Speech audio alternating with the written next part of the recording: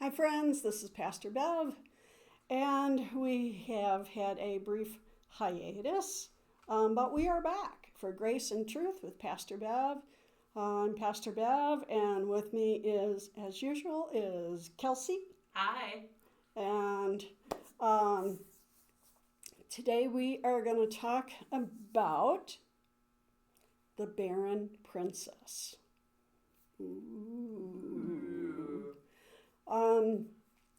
And I think you might find it interesting. So we're going to talk about Sarai, or Sarah, who's in Genesis chapter 11 through like 18, maybe 20.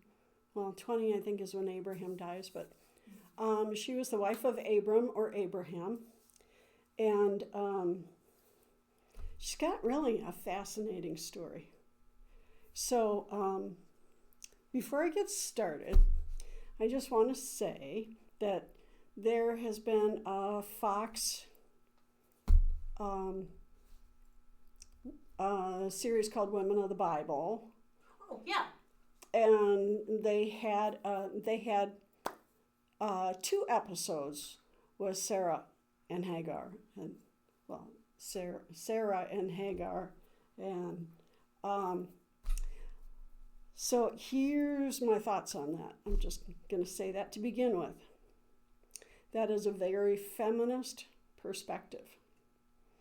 And I don't know where they got some of the things that they got, but it's not there.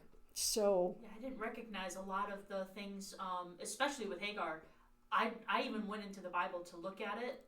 I couldn't find what they were talking about. Yeah. So that was some of the questions that we've been having and stuff about that show and what this podcast is for. Right. And stuff. And it's like, where are we finding this? Yeah.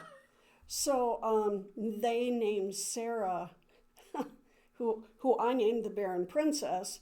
They named her as the woman who bowed to no man. And I don't know where they got that from.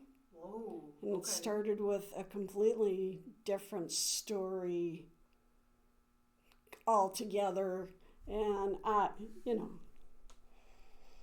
it kind of is what it is. And it said before the episodes aired that, they used dramatic license for this. So I guess they thought that they had to make it more interesting, but it's already interesting. For me, it's already interesting because, So Sarah has been portrayed as what one author calls her as one of the bad girls of the Bible. Okay. Even though through Sarah, we received Isaac, and that's basically the start of the Hebrews, the tribe of Israel. Mm-hmm.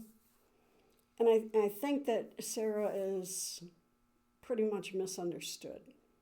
So we're going to put things into more of a context. It's the times back there in Mesopotamia and the ancient Near East. We're going to try to put it in a little bit more of a context so that you guys can understand where she is coming from. So I sharpened my pencil this morning, or my pen, I should say, and went down a few rabbit holes and jumped out of them, so here we go. So you might wonder, first of all, where on earth did I get that title from? The Barren Princess. Well, guess what? Those are her 2 names. So we first meet Sarai, or actually the correct pronunciation is Sari.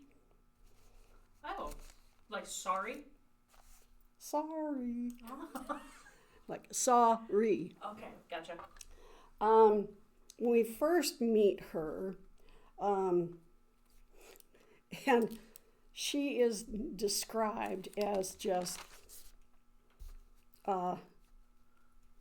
barren. So And it starts in chapter 11, verse 29. Abram and Nahor, his brother, took wives. The name of Abram's wife was Sarai, or Sarai. Sarai, and the name of Nahor's wife was Milcah. She was the daughter of Haran, the father of Milcah and Iscah. Now, Sarai was barren. She had no child. Now, here's the thing about her name, Sarai. It's basically already saying barren. Yeah, sorry, no kids. Yeah, sorry, no kids, no nothing. And according to the Blue Letter Bible, I dug pretty deep into a lexicon and into some of the other transliteration books. And what I found is that there is a mountain, or there was a mountain at the time, called Sarai Mountain, because it was desolate, barren. Nothing lived there. So basically, in contrast to Eve, whose name was life-giving, right? Right.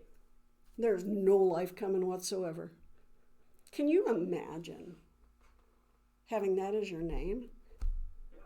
You know, you're just uninhabitable. Nothing can issue forth from you. Yeah. And, you know, there are so many women who would love to have children. And now we know medically that there's, you know, there are many reasons why women can't have children. Right. One of my sons and his first and second wife, his present wife, they couldn't have children until she got an Oura ring. Now they got a baby. He's 4 months old, almost 5. Yeah. So. But for back then, they didn't have that kind of medicine and stuff to see why she was barren. No, they didn't have anything like that. So, but the thing is that Abram never divorced her. And when his father left Haran, or when he left the land of Ur of the Chaldeans, which is basically Babylon. Okay.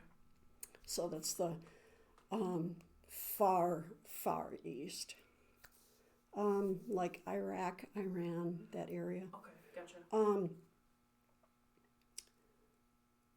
When they left, they were kind of a family unit. But the ones that didn't go were Milcah and her husband. I forget his name already. How do you like that?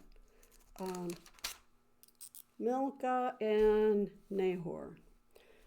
Now, Milcah is an interesting name because it means queen. Oh. I know. So here you are, poor Sarai and Milcah, who are cousins, because Abram and Sarah are brother and sister. Mm-hmm. So we're not really told that. In the way it's translated in the Bibles, it almost feels like they're talking about Sarah, but they're actually talking about Milcah. But so I've done a lot of checking with the book. Here we go. The book of, it's gone. The book of Jubilees. Okay. Yep. Remember we referred to that, and the reason why I go to that is because it's got line by line by line, and it names all of the men and women, all the mothers, fathers, and their descendants, shoop, shoop, shoop, shoop, all the way down. Nice. And that was supposedly written by Moses and an angel. Yes. So Moses. it's one of those things that they called pseudepigraphal, which means that they could not verify the authenticity of it, basically. And there were some that believe it's a little Gnostic, so they just left it out. But it doesn't mean that it's not a Hebrew text. It is an ancient Hebrew text, so it does have some merit. So that kind of helps me with the names and so forth. But can you imagine? Your sister-in-law's name is Queen, and you're the Barren Mountain. I mean, that must have been awful for her. Well, also too, back then, I say back then like it was like 10 years ago. No, in that time frame and stuff, even God told the women stuff to multiply.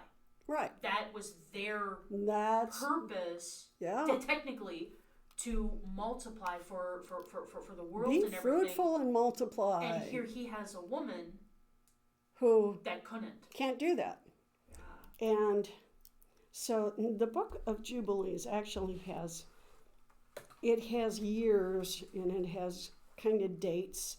They're a little wonky, but still a year is kind of a year. It's 50 weeks instead of 52. And that is for those people who include the year of Jubilees. Now, Moses, we find pretty much instituted the Sabbath, right? So he instituted the Sabbath, and this is the cycle of the Sabbath. So somebody, whoever wrote this, whether it was God, an angel, or Moses himself, went back and figured it out. And so Abram was born around the year 1870, according to the book of Jubilees. And they left, he married Sarai, in the year 1925. This BC, or? No, it's called AM. AM, sorry, yep, AM. Anno Mundi. Gotcha. So this is by, and I don't know why they call it Mundi when the Mundi would be the moon, but this is it's a sun cycle. Okay. It's like a sun calendar. Yep. But yet they lose 2 weeks out of the year, our calendar. So. Well, our calendar came from the Romans, didn't it? And that was way, way after the whole, even after the Bible and stuff, when they implemented that. So that makes sense. And this is part of the reason why Easter is never on the same week. Right. But according to the festivals, every day started on a Wednesday. So if you had a festival on Wednesday, it was always on Wednesday. If you had a festival that started on the Sabbath, the day of preparation was Thursday. The Sabbath was Friday evening. Da-da-da-da-da-da. So the days were always the same. Let's see, there were a week in that term is called seven sabbatical years. So 7 years of 7 Sabbaths. I don't know. It's kind of honky. Wonky. I'm a honky. Oh, sorry about that, folks. Okay, that's just the 70s. They come back once in a while. So let's see. So Abram and Sarah met, they married in the year 1925, and Abram was already 55 years old. So, and let's be generous and let's say that Sarai was 20 years old. We'll just be generous with that, okay? So he was 35 years her senior. Nothing wrong with that. Nope.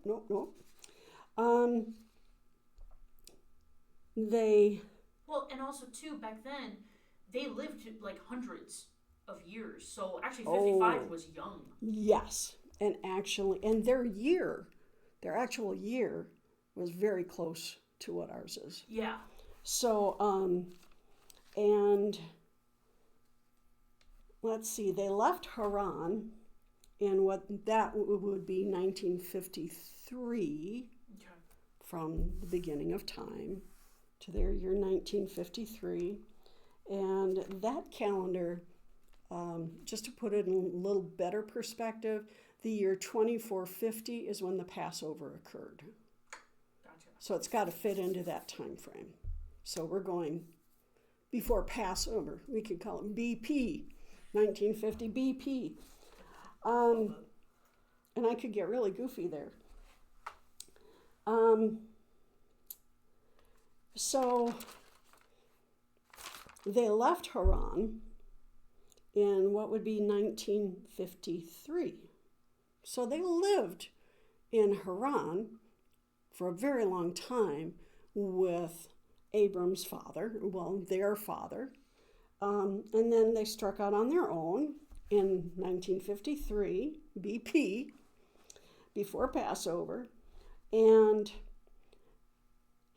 this is something. So they travel, they have Lot with them, who is nephew, and it would be Sarah's, Sarah would be the aunt, I guess, besides cousins. And according to the book of Jubilees, they lived in Egypt for 5 years. Oh. So when they had lived there for 5 years before, Sarai was torn away from him, according to the book of Jubilees. And that's chapter 13, verse 11. So, once again, the TV show, it portrays her as, it portrays Sarah as volunteering to go with the Pharaoh, and that just didn't happen. She was literally taken from him, and he said, "Well, she's my sister," because they had an understanding. He had that understanding with her. If someone wants to take you, you're my sister. And in fear of what the Pharaoh was going to do. In fear for his life. Yeah. Because he was genuinely afraid that in order to get her, they would kill him. Mm-hmm. But by presenting her as his sister, that's why Pharaoh paid him well. Pharaoh gave Abram a dowry, what we would call a dowry, or what they would have called a bride price. Right. So, for instance, that still happens in some countries. In Tanzania, where my daughter-in-law is from, my son had to pay a bride price to her mother. So Southern states used to do that for a very, very long time. Mm-hmm. I know from Virginia, when I was born there and stuff, yeah, there were still families that was like very prominent and stuff. Whenever their daughters were getting married, they would produce a dowry. Right. For their daughter. Right, because you just don't give away your daughter for free. Right, yeah. You know, you need to make sure that she's able to be supported, right? Yeah. So Abram gets all this stuff. And my first or second year in ministry, a woman came up to me and she was so angry because Abram is a liar. He is a liar. He sold his sister. And I'm like, yeah, but he got her back. He got her back. And it was not from witchcraft on her part, but again, like the TV show. But so there's a lot of discernment that needs to be done. There's a lot of show. Yeah. But because the Lord had come to Pharaoh, and he's like, he brought a plague upon the people of Egypt, and he's like, and then he sees Abram kind of caressing her, and he goes, "Why didn't you tell me she was your wife?" Busted. But here's the great thing. I mean, Abram didn't have to give anything back. Yeah. He was able to keep the items because they wanted to make her happy. They wanted to make their God happy. And so she was released, and he was able to keep all of the people and the animals and all of the wealth that he had accumulated, one of which was more than likely Hagar. And I call her Hagar because that's a little bit more proper pronunciation. Hagar became Sarah's maidservant. Okay, so they're doing pretty good, right? Yeah. And they go to Philistine territory a while later in a country called Gerar. And the king of Gerar was named Abimelech. And they did the same thing. Hey, you're my sister, remember? And Abimelech caught on a lot quicker than Pharaoh did, but the same thing, you know. So it wasn't really a lie. It was kind of self-preservation at the time because you could be killed for anything at that time. So self-preservation is where we get to the heart of the story and where people have the most problems with Sarai. Because her name was Barren, this barren mountain, uninhabitable. Nothing can live within you, right? Yeah. Well, it's been quite a while now, and she still has not had a child. So, according to the law of Hammurabi, first wife, and it's called first wife status. First wife could arrange for her husband to obtain another wife. And she would have control over not just, I think we think of it more as in a master-slave relationship. But when she took on Hagar to sleep with her husband, she's giving her second wife status, or someone can say a concubine status. And then any children that they had would be Sarai's. Sort of like what we would call a surrogate. Right. Instead of having a surrogate where we just pay for. Right, you're going to be a surrogate mother. She does become a wife, but she's basically the surrogate for the first right. wife. And again, I'm going to go back to the show. They did not draw up a contract. There's no contract found in a chest or anything like that. That was just stupid. I'm sorry. I should not. Okay, I'll get off of that one. So Ishmael was born in 1965 when Abram was 86 years old, according to the Bible. And according to the law of Hammurabi, as I said, the children of secondary wives were frequently regarded as legally belonging to the first wife. This is from the Jewish Bible Quarterly. A secondary wife's children could only inherit if the first wife had no sons of her own, ensuring the first wife's bloodline. Now, it's key to understand this because Sarah, and Sarah means princess. So see, her status suddenly becomes elevated. God elevates her status. And that's why the angel said, no longer will you be called Sarai, but you will become Sarah. No longer will you be called barren, but you're going to be princess. Okay, yeah, that makes sense. Because how can you have a child if you're called barren? Right. So the moment that she conceived, she was no longer. So she became Sarah. And, well, you've got your child there, your newborn child. It said that Ishmael, she had a talk with Abraham about Ishmael when Isaac was weaned. So probably about 2 years old, maybe a little bit less than that. And she said, I don't want him here. She had every right to say that. He was like, okay. Now, because she was first wife.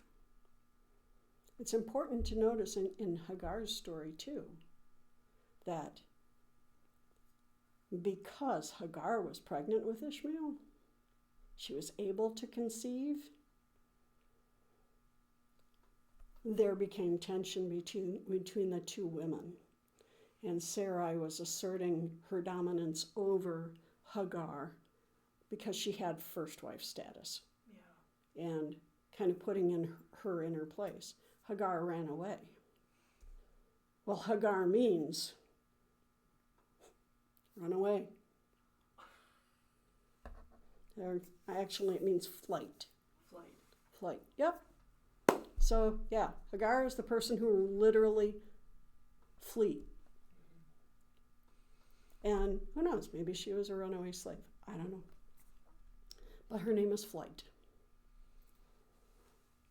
Well, most of us know the story that God met Hagar and he made sure that they had water to drink, and he told her to return back to her mistress.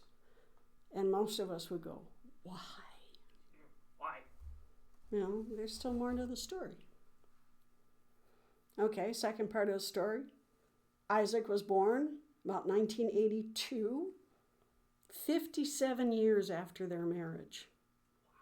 So now, if we assume that Sarah was 20, she's now 77 years old. So yeah, she was an old woman. This isn't a case of her being 40s or middle age. She is beyond the bearing years. And she says to Abraham, they have to go. And Abraham understood exactly what she was talking about. She's talking about the survival of their son Isaac, because Ishmael was already 17 years old by this time. And he was looking to inherit everything. Suddenly there's this little baby who's 2 years old, little toddler, and the toddler inherits everything that he was suddenly supposed to inherit. Yeah. And let's go back to that. If the first wife had no children at the time of Abraham's death, then the concubine's wife would inherit the concubine's son would inherit everything. So Ishmael had to go in order for Isaac to survive. Oh, wow. So it's not a story about two women who are fighting over a man. It isn't a story about one woman hating on the other. It's a story of survival. All of Genesis is actually stories of survival and God's providence. So then we put that into that context, and it's like, oh. Now, the Lord took care of Hagar and Ishmael, settled, they found a place for him. She went back to the Egyptian area, and Ishmael went on to have 12 children, 12 sons. There's that 12. Yep, there's that 12 again. Yeah. Now, and Sarah died at 127 years old. And she's buried at the cave of Machpelah, which is still there today. And that's where Abraham, Isaac, and King David are buried. Okay. Yeah, it is really interesting. But Abraham keeps going. And he had a third wife named Keturah. Okay. So how many sons do you think Abraham actually had? What's the song? Abraham had many sons. But yet he didn't. He didn't. He had Isaac through Sarah. And then Ishmael. He had Ishmael through Hagar, flight. And then through Keturah, whose name means incense. Oh, Mm-hmm. interesting. Yeah, like I would say like a sweet smelling incense. Yeah. Her name means incense. They had 6 sons. Oh, wow. Mm-hmm. And so Jacob and Esau, they're Those are Isaac's 2 sons. Isaac's 2 sons. Okay. Right, Okay. right. I know. I can see the wheel spinning. Yeah. So it's just kind of important to note that. 8. And I'll tell you why. Because when Moses flees Egypt, he goes to the land of Midian, right? Mm-hmm. Just like the TV, just like the movie, the Yeah. traditional movie, he goes to Midian. And I don't know if you remember, it's one of my favorite lines in the movie when the sheik of Midian says, "We are the devout followers of God," because the sheik of Midian is a son of Keturah. So, Oh my gosh. yep.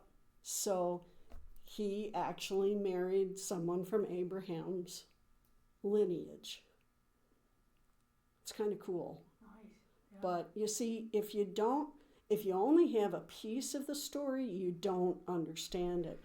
And there's a lot of leeway if you don't understand the names, if you don't understand the laws of the time. And the Code of Hammurabi was very widely known. It's the first set of written down laws that we know of. But if you don't know these things, then you think, yeah, was he really 100 years old? Oh, yeah. Well, let's see. Minus 2 weeks out of our year, maybe a little bit less, but not really all that, Yeah. Well, also too about knowing the lineage like that and stuff. You get to know all the way up the reasons of where they had to go and stuff. Why they had to leave. Like you said that Abram and Sarai had to leave a certain area to go to someplace else because that would lead to how the lineage went to David. Mm-hmm. And then within that lineage, it would go straight to how we were able to get Jesus. Right. And stuff. And it was like the reason for them moving here is because God knew Moses is going to be here, but he has to be in Egypt for that. And then David Kind of. Yeah. Kind of. But there's even more to the story than that. That we find out, once again, I'm going to say, in the book of Jubilees, the reason why Abraham left is because he could not stand idols, and he burned a whole bunch of idols in the hometown. So he was like, I can't stand this anymore. And God told him, leave. He's like, okay, I'm gone. You know, sometimes we don't know all the reasons why we do something, but yet we do it anyway. And we call that as promptings of the Holy Spirit. But find out more. Find out more about stuff. Don't just check one translation. When you're reading the Bible, don't just go to the King James Bible. It is not the first written Bible. There are so many Bibles before the King James. That was just the King James authorized version of the Bible. Yeah. It was one transliteration out of many. It's what he approved Right. for his people to read. Right. It is not exactly, and yeah, when people when they're deciphering, or what we call doing transliteration from the Hebrew into English, there are many English words that are not in the Hebrew. So there is leeway there. And that, like the Message Bible. I love the Message Bible. Eugene Peterson, I think, did a fabulous job because he knew ancient Greek, ancient Hebrew. He knew how to speak Ugaritic, which is really dead ancient Near East language. Yeah. So, it's, but people in our day and time, they think one thing and they go, oh, that would make a really good book, and I'm going to write about that. I'm going to write about those bad girls of the Bible. Well, just because someone is only using the main text doesn't mean you're always getting the full story. There are differences, and you've got to look back at the Hebrew. In the New Testament, you look back to the Greek, and you find out what that word stands for. So it is my hope and prayer that you'll understand a little bit more about the relationship between Sarai and Hagar than what you did before this. So it's I don't want to call Sarah a bad girl of the Bible, but she gives us a keen look at first wife status, which is something that we will see once again in the story of Hannah, which is going to be further on down the road. So, with that, who are we going to look at next? Stay tuned. Thanks for joining us, and I look forward to sharing with you again next time.